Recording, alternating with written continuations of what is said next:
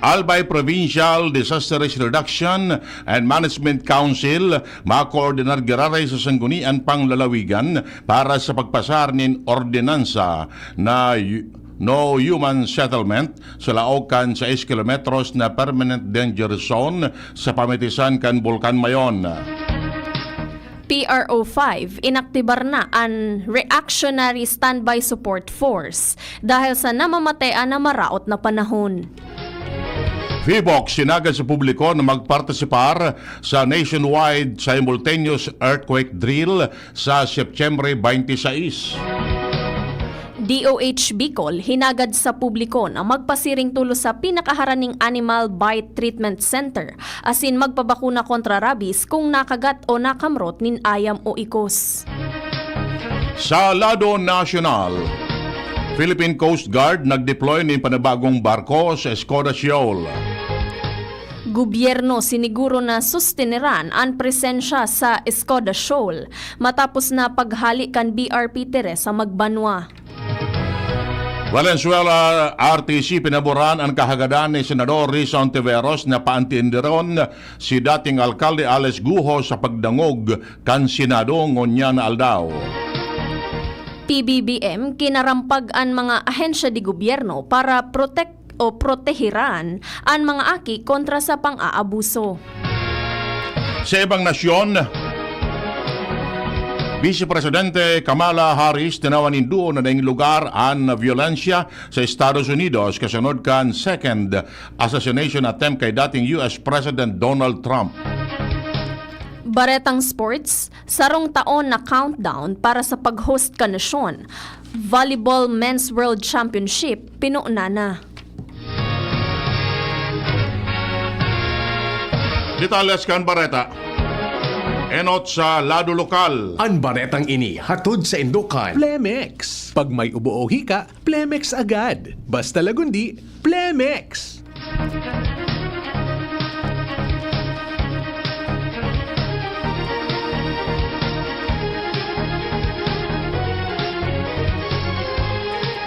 Plano makipag-koordinar giraray kan Albay Provincial Disaster Risk Reduction and Management Council sa sanggunian panglalawigan mananangod sa rekomendasyon kay ni na magpasar nin ordinansa para sa no human settlement sa laog kan 6 kilometros na permanent danger zone kasabay na ang mga lugar na harani sa easement kan lahar zone sa kapalibutan kan Bulkan Mayon. Ipiniliwanag ni APSEMO Chief Dr. Cedric Daep kinakaipuan na matutukan na asin matauan ni magkakanagong aksyon dahil dakulaan maitatabang kani sa ribo-ribong mga residentes na naapektaran kada bes nagkakaiguan ng pag-alboruto ang Bulkan Mayon. Sinabi niya na makikipag-coordinate sila sa Junta Provincial asin tutukaron giraray ang issue mananangod sa PDRRM Full Council meeting dahil dakulaan magiging papel kanasabing ordinansa in kaso may pasar para malimitaran ang nanuman na aktibidad sa laog kan danger zone sa pamitisan kan Bulkan Mayon. Ang baretang ini hatod sa Indokan. Mega One. Ang Mega One ay may 21 sangkap para matulungan ka sa iba't ibang karamdaman tulad ng diabetes, high blood, stroke, arthritis, kidney failure, cancer, viruses, at iba pa. Tumawag kay Doc Joy Bitito sa 0998-975-8121 or 0917-853-8933. Pinag-aktibar na kan Police Regional Office 5 ang sa indang Reactionary Standby Support Force na kumpuesto nin 397 personnel para magresponde sa manlain-lain na pangyayari sa rehiyon dahil naman sa namamatayan na raot kan panahon. Sigun kay PRO5 Regional Director Police Brigadier General Andre Dizon, nakaalerto na ang duwang emergency response teams kan Mobile Force Battalion 5 para sa deployment in kaso kaipuhan magkondukta nin search and rescue operations. Ang deployment kaini ang nakabase sa real-time assessments sa manlain-lain na lugar lalo na sa barangay na pirming pigbabaha. Padagos man ang monitoring kan Disaster Incident Management Task Force o Task Group sa kondisyon kan panahon, sitwasyon kan mga tinampo asin iba pang safety hazards. Mientras na inabisuhan man ni Dizon ang mga Bicolano na maging maikmat asin aramon ang mga abiso na ipigpapaluwas kan pag-asa asin an sa indang lokal na gobyerno Hunyo, lalo na itong mga nakaistar sa low-lying as in flood-prone areas para man sa saindang kaligtasan. Piging ganyar ni Phoenix resident volcanologist Paul Alanes ang publiko na makisumaro sa gigibo na nationwide simultaneous earthquake drill sa mga masunod na semana sa Albay. Sigun sa iya, importante ang pagiging handa sa anuman na kalamidad lalo na ang linog para makalikay sa anuman na peligro as in efekto kini. Sa tanawan nindo na dapat rumdumon ang mga estratehiya mantang importante ang pagpractice kan duck cover and hold as in pagsunod sa building code sa kanya-kanyang lugar.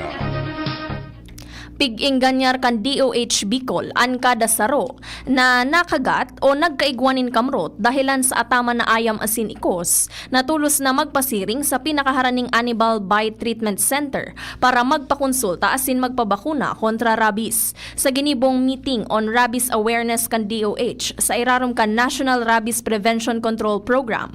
Ipigpagirumdum sa gabos ang pagpapabakuna para makalikay sa komplikasyon o anuman na pwedeng maging epekto kaini sa salud kan sarong tawo. Pig-ing ganyar man an mga pet owners na pabakunahan an sa indang mga atama na hayop kontra rabies. Apwera kaini ipigpagirumduman sa gabos na maging responsable sa pag-atama nin ayam asin ikos para makalikay sa anuman na peligro kausanin rabies. Nadagdaganin tulupang kaso ang bilang kan COVID-19 cases sa Kabicolan. Sa informasyon na ipinaluwas ka na Department of Health Bicol, hali ang duwang panibagong kaso sa Albay, lalo na sa Daraga, Mantang sa Roman, sa Pili, Camarines Sur. Dalang kani uminabot na sa 71,000 ang total na bilang kan COVID-19 cases sa Kabicolan. Poon kan magbutway ni mantang nasa 1,202 ang aktibong kaso sa Kutsangunyan. Nasa 67,031 digdi ang nakarecover sa nasabing helang. Mientras na ipinalawanag kan DOH na ipinadarana ang mga detalye kan bagong naibaretang kaso sa Provincial City Hospital, Epidemiology and Surveillance Unit as in local government units para sa magkakanigong aksyon. Ibinida sa Patimpalak ni Dumangan at Lakampati, Lakan at Lakambini ng Agrikultura ang mga costume na ginibo sa organic materials arugan abaka asin mga mamarang dahon. Inirampakan 10 kandidata hali sa 5 departamento kan Bicol University ginubatan an sa indang mga agri-festival attire na ginibo kan mga estudyante asin nagkapirang mga local artists asin designers. Ini an enot na pagkakataon na ginibo kan Lakan at Lakambini kan Agrikultura bilang parte kan selebrasyon kan Biyo Ginubatan Agri Festival na may katuyuhan na tauwanin pagmidbid ang local farmers, siring man ang sektor kan agrikultura. Nakisumaro ang gobyerno probinsyal kan Albay sa ganibong mobile blood donation activity na may temang Dugtong Buhay, handog ng lingkod bayan bilang selebrasyon sa ika-124 taon anibersaryo kan Civil Service Commission. Nagpartisipar sa aktibidad ang Bureau of Fire Protection, Bureau of Jail Management and Penology, Philippine National Police, Legazpi City Water District asin mga pribadong individual. Pinanginutan ang inisyatibo kan Civil Service Commission Regional Office kasabay ang Provincial Human Resource Management Office, Department of Health, National Bicol, South Luzon Sub-National Reference Laboratory Blood Center, asin Human Resource Management Association of Albay Incorporated. Nominado bilang rabies-free zone ang 22 na mga barangay sa probinsya kan Camarines Norte.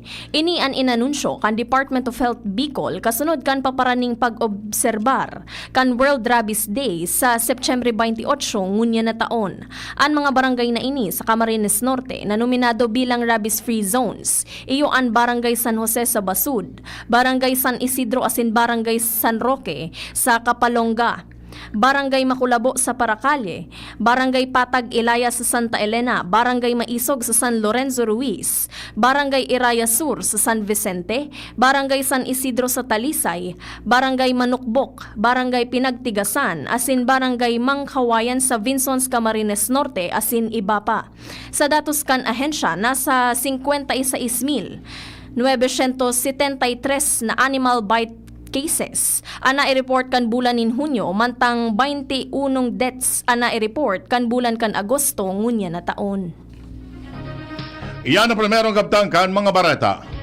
An iba pa pagkatapos kaini. At ngayon, ang pinakabago, ang pinaka-epektibong food supplement na mabusising ginawa sa Amerika at matapos ang 3 taon, aprobado na ng FDA. Mega One, ang evolusyonaryong produkto na nagtataglay ng 21 natural na mga komposisyon na nakatutulong upang palakasin ang immune system at ang ating kalusugan. Para sa karagdagang impormasyon, Maaaring pumunta kay Doc Joey Bitito sa Barangay 18, Cabangan West, Legazpi City, kaharap lang ng Bangko Sentral ng Pilipinas. O tumawag sa 0998-975-8121 or 0917-853-8933 para sa free consultation sa natural medicine. bisitahin din ang aming Facebook pages, Mega One-Superfood at MHC Bayanihan Official. Mega One, evolusyon para sa kalusugan. Ano man ang atubangon ta, sigon si Shine, pirming kaibahan ta. Servisyo niya na matean ta, Legazpi City feels so good. Ang sabador na malalaoman ta, sigon si Sunshine Imperial. Kapos sa sektor, tinatapangan niya, serbisyong Sunshine Imperial. Programa sanidad at pang salud, para sa gabos na Legazpenyo. Kon si Sunshine at your service pro, para sa gabos na Legazpenyo. Legazpenyo, Legazpenyo, serbisyong Sunshine Imperial. Legazpenyo, Legazpenyo, serbisyong Sunshine Imperial. Ilayo ang inyong mga chikiting sa peligrong hatid ng sigarilyo. Alam nyo ba ang alinsunod sa Executive Order 26 na nilagdaan noong 2017? Bawal magbenta ng sigarilyo sa menor de edad. Alam nyo rin ba ang bawal magtinda ng sigarilyo malapit sa mga paaralan at palaruan? Maging magandang halimbawa para sa kabataan. Say no to Yossi para walang pagsisisi. Quit now. Dial 1558 for assistance. Isang paalala mula sa inyong DOH Bicol Center for Health Development. Ubo, plemang nakabara, hirap sa paghinga. Dapat may dalang ginhawa. Kaya lagi kong bitbit, Plemex Forte Capsule. Ang Plemex Forte Capsule ay gawa sa halamang lagundi. Ginhawa sa ubo at hika. Magaan dalhin, madaling inumin. Plemex Forte Capsule. Basta lagundi, Plemex. Vitex Segundo L is the generic name of Plemex Forte. If symptoms persist, consult your doctor. Tanggal ang plema, tigil ang ubo. Maluwag ang paghinga sa Plemex Forte. Basta lagundi, Plemex. Ang Plemex Forte Lagundi Capsule ay mabibili sa pangunahing butika o drugstore na malapit sa inyo. Igwa akong may picture, tuwa na visto mo. Si Jessap Salceda ang kaibahan mo. Dakol na patunayan na matean ang serbisyo. Ang progreso, minapulos na, ipapadagos ni Jessap Salceda. Serbisyong may puso, yan nga si Jessap Salceda. Okay ka na, Nay? Yes, anak. Bumuti na ang pakiramdam ko. Ay, salamat. Kaya pagdating sa gamot, tiwala ako sa Actimed. Napakagaan pa sa bulsa. Up to 85% ang natitipid ko sa Actimed kumpara sa branded na gamot. Kaya may extra tayo today. Tara na, ipasyal tayo. Ay, salamat sa wise kong anak. Salamat sa Actimed Quality Generics. Diyan lang yan sa Generica Drugstore.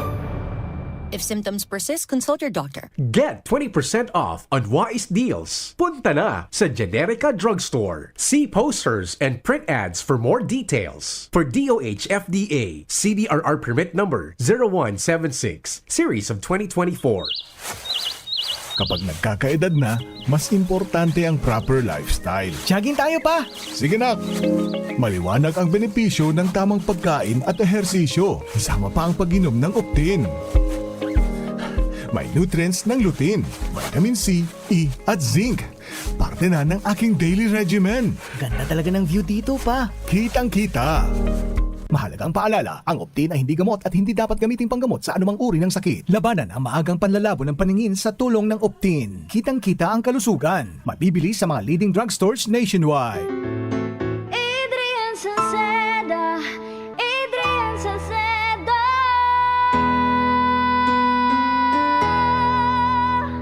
Padagos ang pagtabang niya sa sato padabata. Yan ang satong alkalde sa banwaan nin Pulangi, taon-taon kadako lang mga naginibuhan niya. Idolo pa bata si Adrian Salceda, tunay na aki kan tercer distrito. Nonoy Kap Adrian sa tuyang idolo.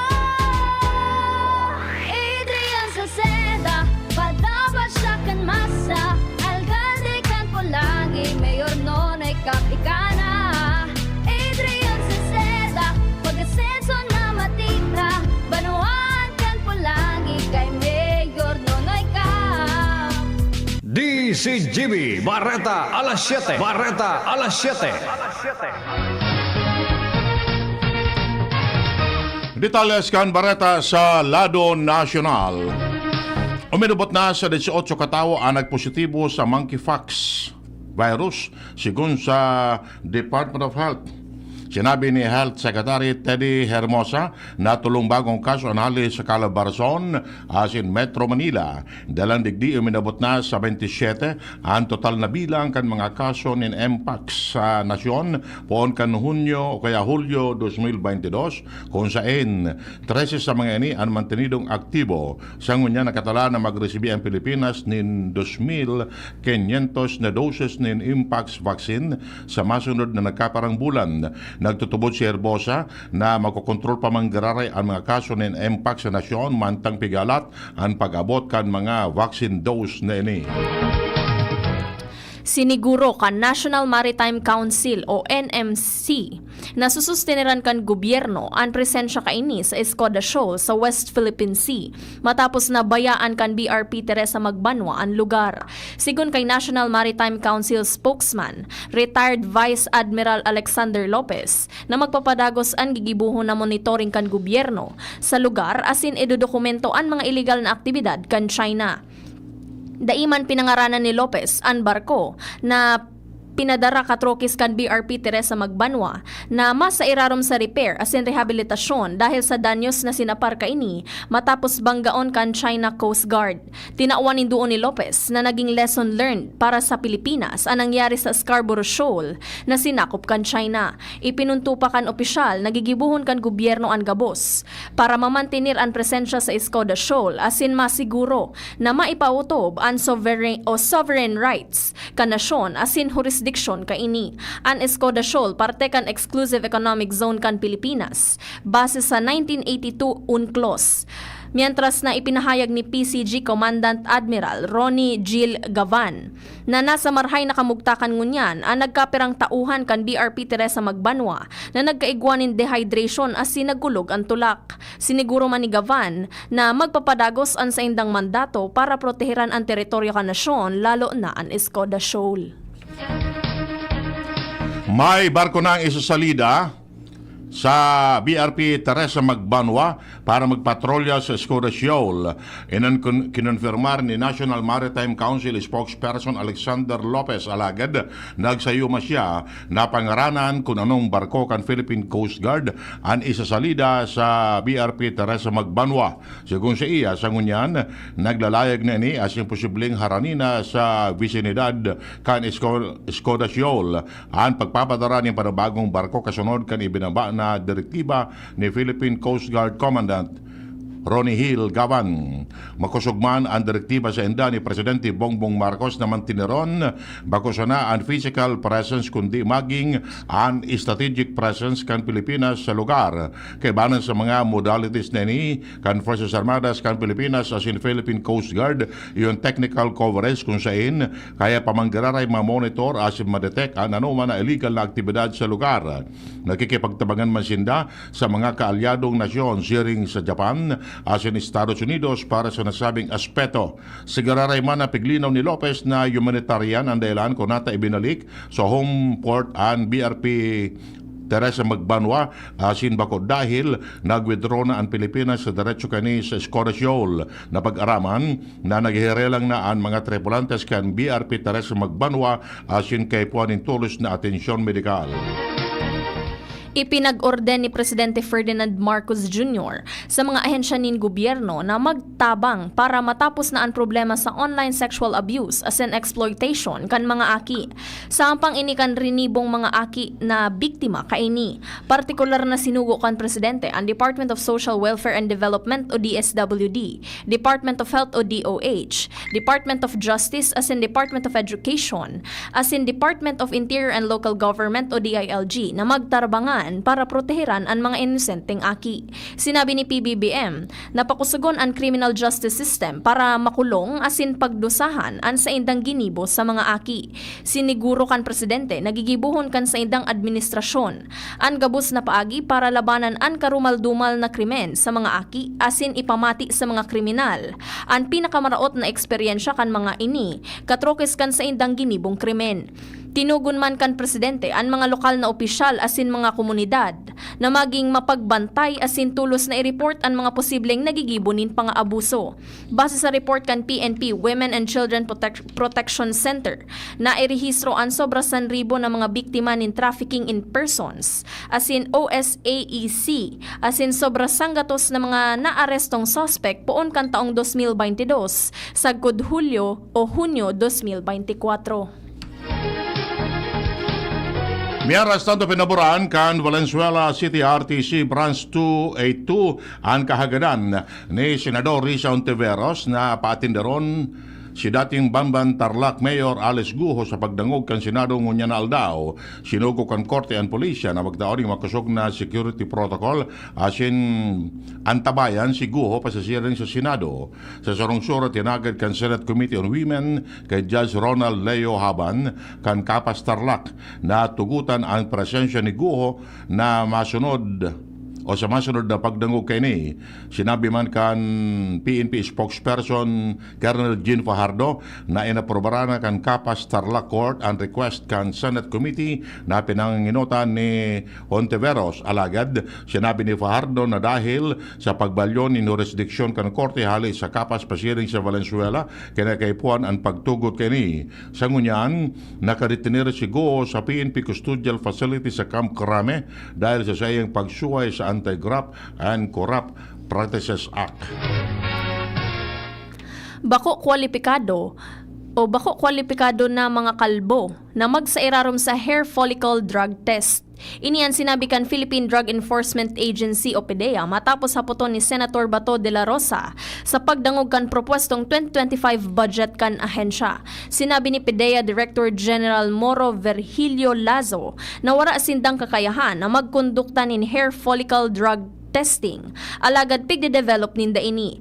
Ang problema sana, sigun sa opisyal, na dai pwedeng gamiton sa drug test ang ahit ng hair follicles. Sigun kay Lazo na ang problema sa hair follicle test, pag ginupit na ang buhok, wara na, zero na. Digdi hinapot ni De La Rosa kung ang kapareho niyang kalbo pwede magsairarom sa hair follicle drug tests. Simbag ni Lazo na dai, kan haputon man ni De La Rosa kung ang genital o nasal hair pwede gamiton sa drug test. Sinabi ni Lazo na pwede ining gamiton pareho. Sinabi man ni PDEA Laboratory Service Acting Director Angela Salvador na ang hair follicle drug test pwedeng madetect ang paggamit nin illegal na droga sa nakalihis na 90 aldaw. Bareta hali sa ibang nasyon. Nagpalas na ning pahayag ang kampo ni Democrat Presidential Candidate Kamala Harris kasunod ka naging pagbalo giraray sa buhay kan sa iyang kontraryo na si dating US President Donald Trump. Maski halipot sa na naging pahayag kan Vice Presidente nakapalamandigdi na daing lugar ang violensya sa Estados Unidos. Ikinaugmama ni Harris na nasa marayman na kamugtakan nini kasunod kan panibagong pambabadil na pinag-unang bitan kan US Secret Service bilang ikaduang pagbalo sa buhay ni Trump. Enot na nagpaluwas nin pahayag si Trump asin sinabing nasa maray siyang kamugtakan asin ligtas sa nasabing pambabadil. Parehong sentimento man ang ipinaluwas ni US President Joe Biden kasunod ka nasabing pambabadil. Sigun kay Biden, deng lugar ang political violence o ano man na klase ng violensya sa Amerika. Nagpapadagos na ang investigasyon sa nasabing insidente para maaraman kung ano ang tunay na nangyari. Sinabi niyang sinugo na niya ang Secret Service na gibuon ang gabos na paagi asin gamiton ang gabos na rekursos para matawan ng proteksyon ang dating presidente kan Estados Unidos. Mientras na nagpaabot naman ng mensahe ang iba-ibang world leader kasunod kan panibagong pagbabalo sa buhay ni Trump. Sa rodigdi si Australian Prime Minister Anthony Albanese na nagsabing ikinaugma niyang ligtas ang dating presidente sa ngunyande pang official public speech si Trump kasunod ka nangyaring pambabadil sa iya.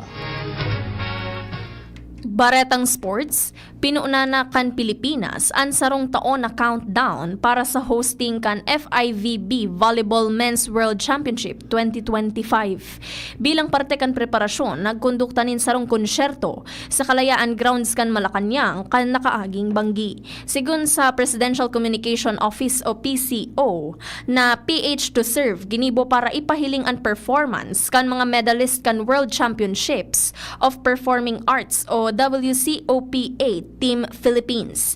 Pinanginota ni Presidente Ferdinand Marcos Jr. as in First Lady Liza Araneta Marcos ang pagresibi sa Alas Pilipinas ang National Volleyball Team kanasyon na kinabibilangan kan men's as in women's team. Gigibuhon ang nasabing torneo poon September 12 sa Good 28 2025 kung saan ang Men's World Championship kumpuesto nin 32 na teams. Igwanin automatic na qualifiers ang torneo, iniiyo ang Pilipinas bilang host country as in ang Italy bilang defending champion. Ultimo si Natales kang Baretan, kumugtakan kan panahon, nasa linya ang Pag-asa. Maray na aga po, para po sa tuyang weather forecast mo na Martes, sa tuyang update sa bagyong si Hiner. Ngayon po naglandfall kanso baging alas 11 duman sa may Palanan, Isabela. Asin sa ngunya ng aga, so 4 a.m. iniman ngunya nasa may vicinity kang Alicia, Isabela sa coordinates na 16.8 degrees north, 121.6 degrees east. Naminti naman ang kusog kaniyo na kung saan igong kusog na Doros na harang sa sentro nag-aabot sa 55 kilometers per hour at may pagbugsok ka Doros na nag-aabot man sa 70 kilometers per hour. Nag-iron man na sa direksyon na pasulnupan sa rekas man na 30 kilometers per hour duman sa may Northern Luzon. Samantala, ang update man sa bagyong nasa luwas kan Philippine Area of Responsibility na may international name na Pulasan. Sa ngunya na nanatili man ini na nasa kategoryang tropical storm as in naman ang kusog kani habang padagos man ining nagiro sa direksyon na pasulnupan, norte-sulnupan. Hindi man sa Kabikulan, padagos man nakakaapekto ang southwest monsoon o Doros sa Bagat, pati naman sa southern sa natatadang parte kang Southern Luzon, bilog na Bisaya sa Mindanao. Dahil sa habagat ang Kabikulan, padagos man nilalauman na magkakaigwan in mapanganoro na kalangitan na may mga kalat-kalat na pagkuran asin ang pagkikilat pagdaguldol. Moderato sagkod sa makusog na Doros na halis sa timog sulnupan ang mamamatean asin ang mga kadagatan magiging moderato sa maalon ang pag-alon. Tinatekagod kang temperatura sa maghapon 25 hanggang 30 antas kang Celsius. Ang saldang nagsira ang alas 5:34 nin aga, masulnupan siya na alas 5:45 nin hapon. Alipodigi sa Dios di Pag-asa, Ariel Samocho.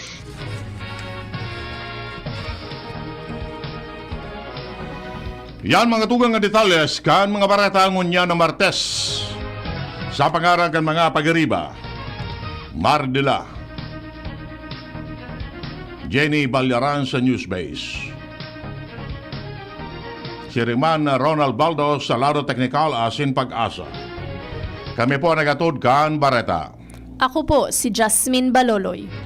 Ako man po si Edwin Peralta nagsasabing salamat kan sa indong pagantabay. Belated happy birthday pala kay Walter Malate. Siya pa ito nag-birthday kaswapon dyan sa Moya. Masunod na si Mr. M. Yan ang DCGB Bareta alas 7. Abangan giraray sa aga an hapon. Masunod na pagkalipas lang kaini. Sige na, sagutin mo na ako. Ano ka? Sinuswerte? Yes! Sa San Miguel Beer, Tansan Katutak Panalo under the